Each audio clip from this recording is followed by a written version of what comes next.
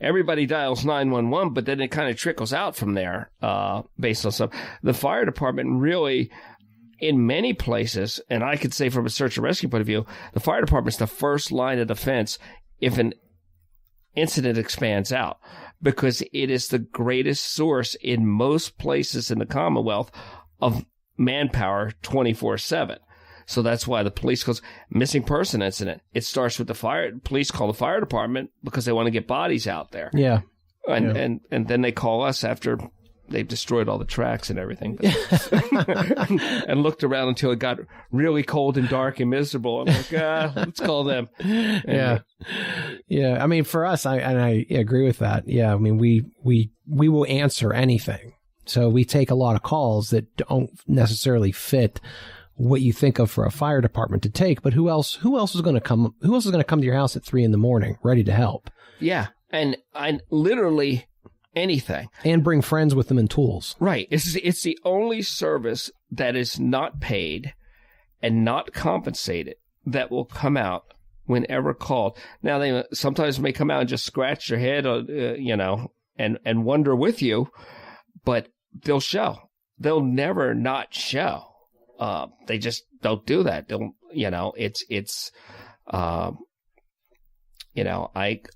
I've on the ambulance, I've seen stuff I can't even say it here. I got one story I just can't. There's no way to change the story to make it correct. Yeah. But you see, when humanity is left alone, mm-hmm. it can get weird with itself. Right. And when humanity that's the way you describe that incident. And when humanity gets weird, sometimes there's got to be somebody to come unstick things. Mm-hmm. Okay. And it's not like that. Maybe that's the fire service recruitment ad right there. When humanity gets weird in the middle of the night, there's an agency. But I think that we take it for granted because it's a smoothly functioning emergency service, and we take things for granted, like the planes flying above us, the water flowing below us, until it doesn't work. And, people need to go out and support it. And you support it through either donating money or time, or both. Or both, yeah. Both. There's a place for everybody. That's another Chief Fran DePaul thing, which is it's a place for everybody in the service. And you don't need to be going into the buildings to be doing the work of a firefighter at the station.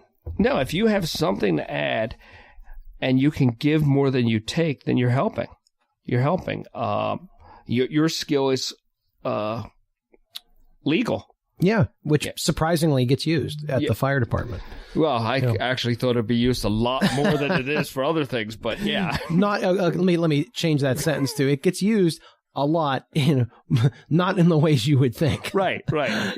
In actual issues. Yeah. And it's no, but a lot of people just come up to me even from other stations, and they'll just pull me aside and do the thing that all lawyers get. I assume doctors get this too, which is, let me just ask you a question. I just have purely a hypothetical, which is usually translation for I screwed something up, and I want to ask you in an indirect way to help. Right, because you're lawyer Bob. Yeah, right.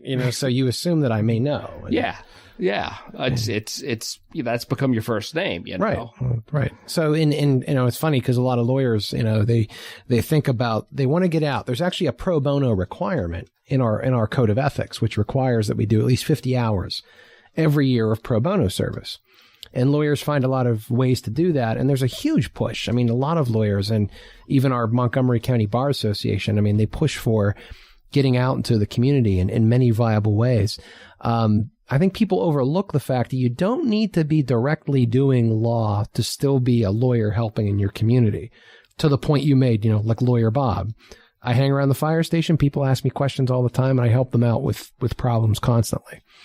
Yeah. I see people ask you questions, and a lot of them seem to be just a little bit beyond common sense, where they just need somebody else to just, another rational voice to tell them, don't do that, Yeah. It's no different than any other lawyer, though. Yeah. None of them seem really like gavel and powdered wig worthy, but, they just seem like, they need to talk to an intelligent friend. And that's kind of what you do. The Do you know any other lawyers that are firefighters? I do, actually. There's another one that I don't know where he's at though nowadays.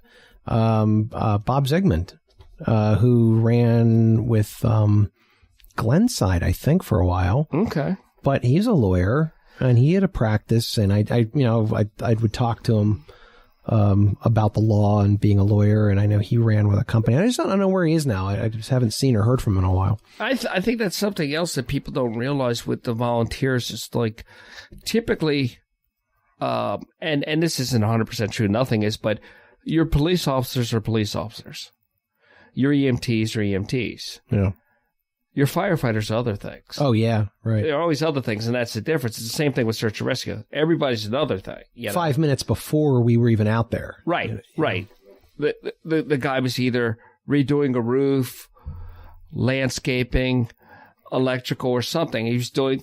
a lot of firefighters are craftsmen in your community, and they come and do this and bring those skills to bear. That's why we get some really creative solutions to problems. That's right.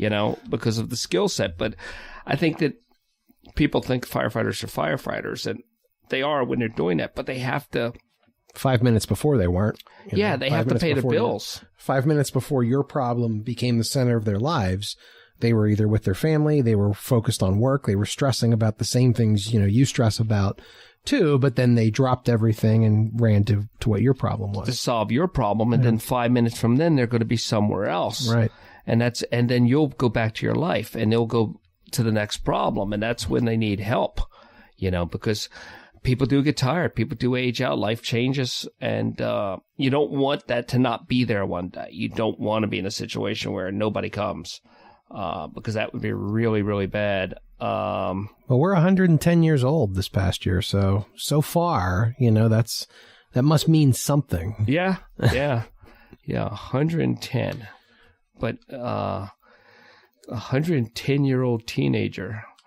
I just said we were 110. I didn't say where we were. Yeah, where we were on the growth chain. 110 in 5 years is teenager early maturity. Right. Well, thank you very much for coming. Anything else you want to say? No, my pleasure. I think you covered it all in terms of, trying to get the push out there to remind everybody about the service and to help out in some way. I think it's great. I mean, you're the perfect example, because you're just an average guy that decided he wanted to help, and it became an integral part of your life. And, kind of probably can't imagine not doing it now that you've done it. It would be weird to not be doing this. Yeah. I mean...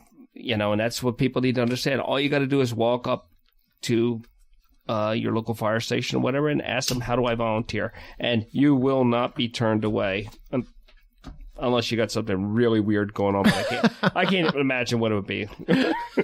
But thanks for coming, Bob. Oh, anytime. Thanks for having me. Okay.